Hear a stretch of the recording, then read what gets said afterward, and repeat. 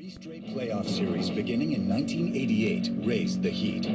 Although the Blues and Hawks would not meet in the spring of '91, a late-season game in Chicago, St. Patrick's Day, would become the ill-tempered hallmark of this Midwest rivalry.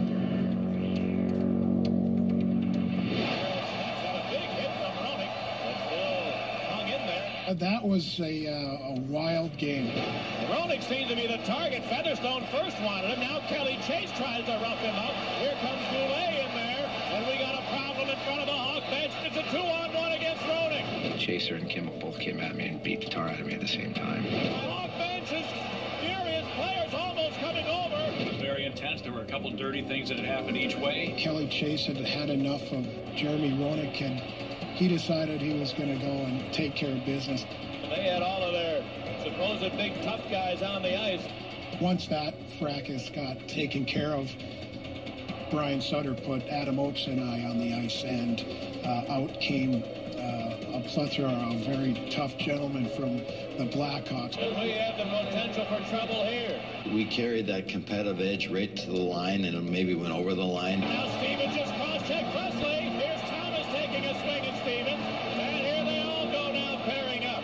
That's what rivalries bring out. They say they bring out the best in people, but they also bring out the worst in people. I still remember the crowd of the stadium was going crazy. And then Dave Manson goes to Scott Stevens and motions to come out to center ice. All of a sudden, the other four guys on each team are fighting. They sort of stop to see, wow, because those were two of the toughest customers in the entire NHL. Now they come together, and they're standing toe-to-toe and slugging it out. They stood out at center ice and started chucking. And two of the toughest defensemen in the league are slugging it out.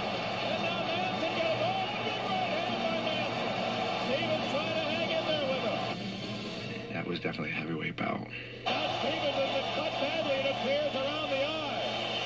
And Dave Manson really handed it to him in that altercation. It was bedlam out there for about a half hour. There was gloves and sticks and elbow pads everywhere. Brian Sutter and Mike Keenan are talking about the intents and strategies in this game. Two coaches, Mike Keenan and Brian Sutter, were nose to nose at the glass. We thought they were going to fight. It was quite ironical because beside me was Darryl Sutter. And the other side was Brian Sutter, Rich Sutter. It was a competitive moment. We had a great deal of respect for each other, but the teams are very intense, and the brothers were very intense at that moment.